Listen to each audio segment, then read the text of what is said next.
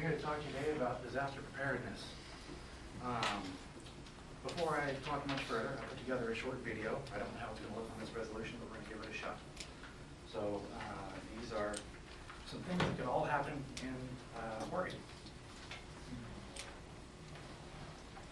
If this computer will run.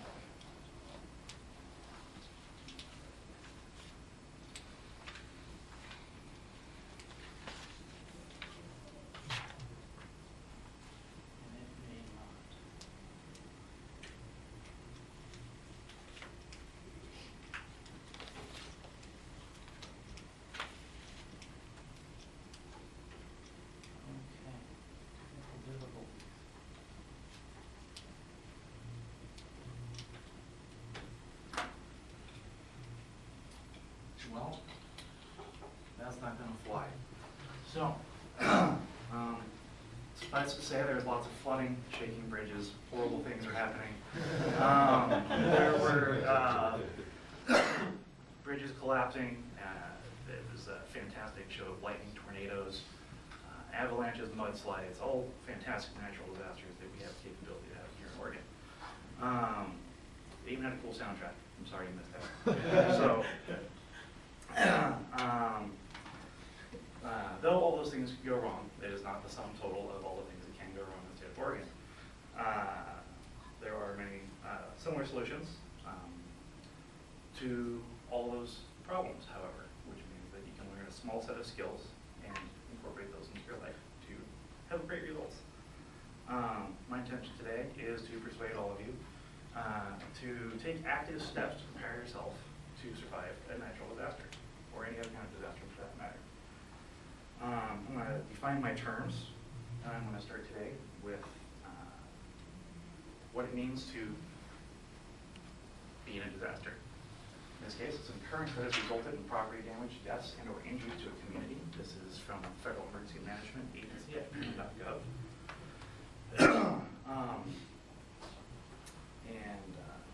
My fantastic next topic here is what does it mean to be prepared? Preparedness encompasses all of the things we do prior to an event in order to facilitate the actions that we will or may need to take after an emergency or disaster, from redcross.org. And this is just opening my pre-summary.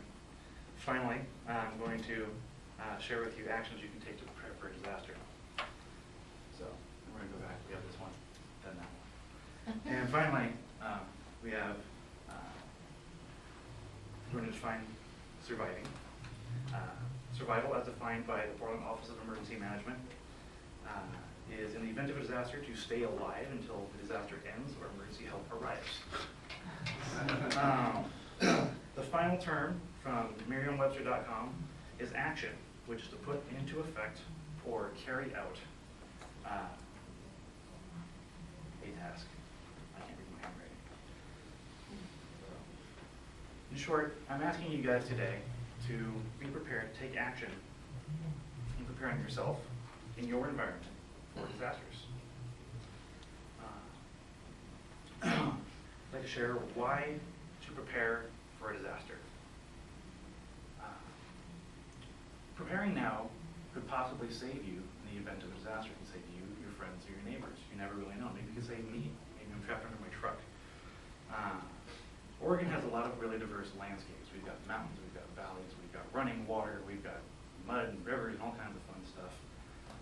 We can encounter rain, snow, high winds, extremes of temperatures, of heat and cold. These are all common.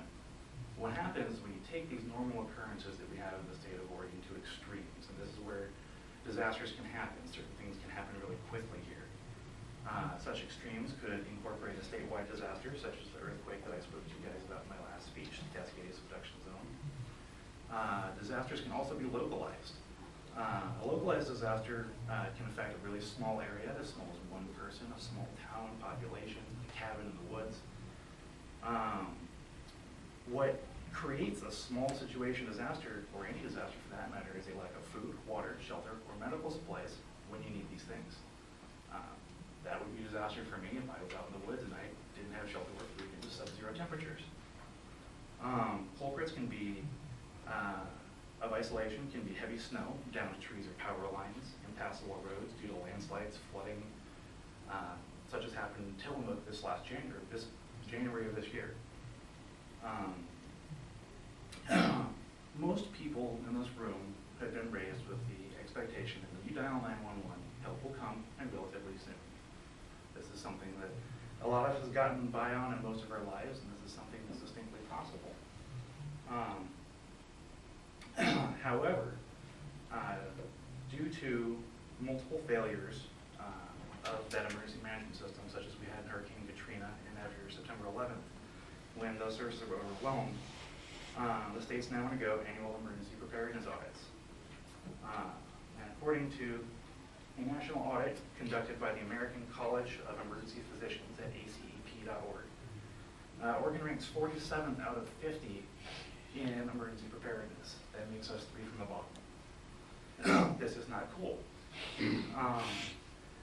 Quoting an internal audit of the Portland Office of Emergency Management that was recently conducted as of December 2009, we found that the emergency management system lacks both a clear definition of rules, the strategic planning needed to focus limited resources on high priority risks, and tasks necessary to the preparedness of the state are not being completed.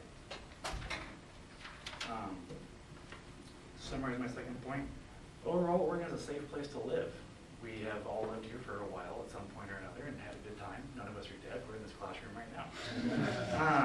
So, you know, whether you believe in a higher power or something that's watching over you, or you just have great luck, you have a lucky rabbit's foot in your pocket, I don't know. But so far, so good. That doesn't mean, however, that you shouldn't prepare for a disaster. And what preparedness means, I've already covered. There are some basic steps that you can take, however, to get you to a place where you can feel comfortable sleeping at night, knowing all of these boogeymen are out there. So finally, some actions to prepare yourself. The most important #1 action you can take is mentally accept the fact that disasters can happen, and they can happen to you.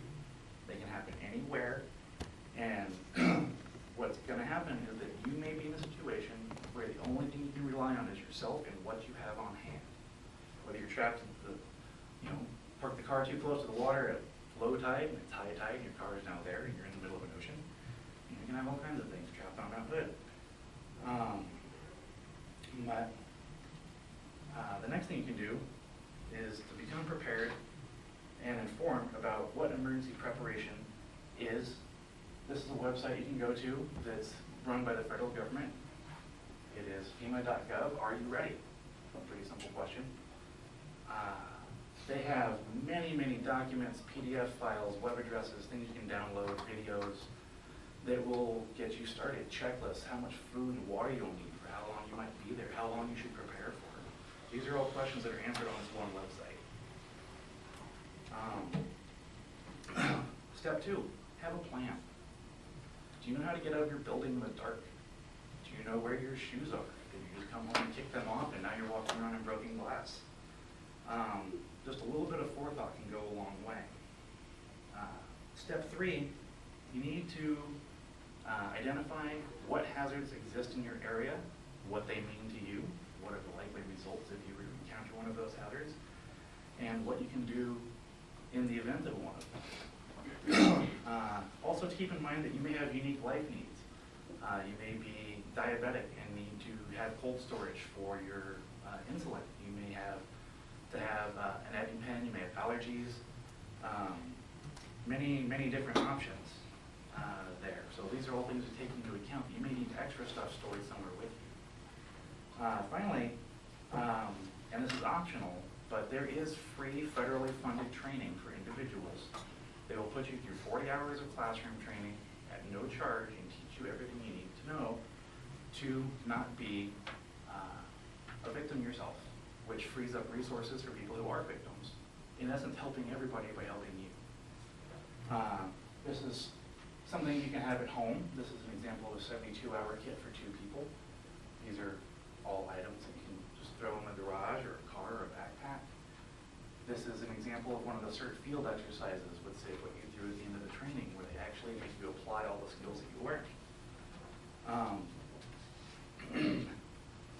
And the bottom line, education.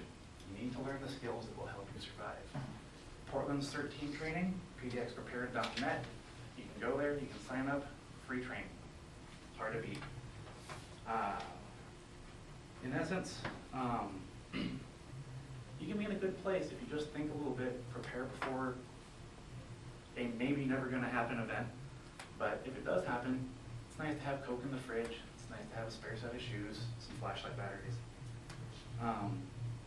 To conclude, I've covered today that I'd like to take you an active role in preparing yourself for disaster, whether they are large or small. I'd like you to be aware of some of the potential hazards that are, and the possibility that our emergency management system may in fact fail in the face of a large-scale event.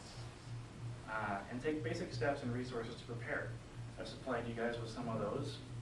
If you are persuaded by my speech today and you send me an email, I will send you a CD or bring one to class that has a big pile of information right there at your fingertips. And what I've shared with you today, I ask you to respect the various circumstances, even if you don't think it could happen to you, in which an emergency might happen. Remember, survival could possibly begin and end based on disaster preparedness. Thank you.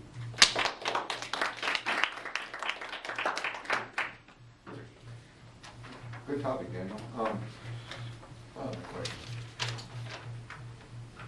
You know, there's a lot of different preparedness plans out there provided by different agencies, you know, like USGS, hospitals, so forth. Who would you recommend?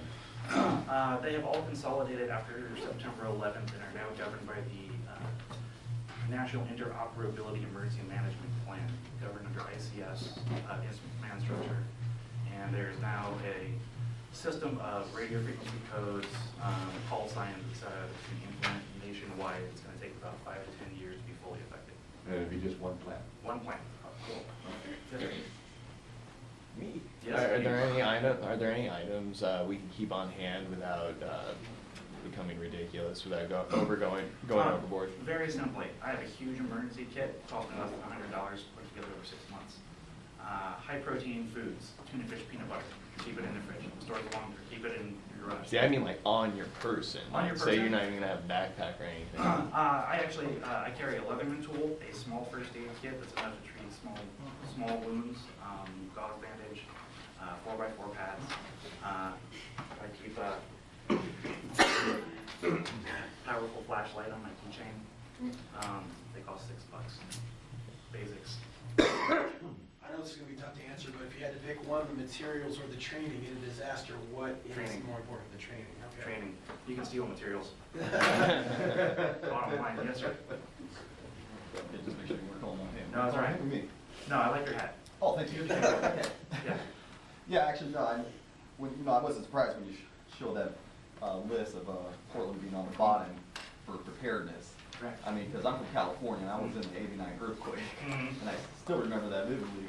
I don't know. You know, so seeing that, and when I moved over here, Mhm. and and I see some of the overpass and stuff, I'm just like, oh man, I would hate to be on that thing. Yeah. When things start shaking up. So I guess my question to you is Portland getting more prepared? Are they doing more now? I mean, I've seen stuff on the news, but The thinking about it.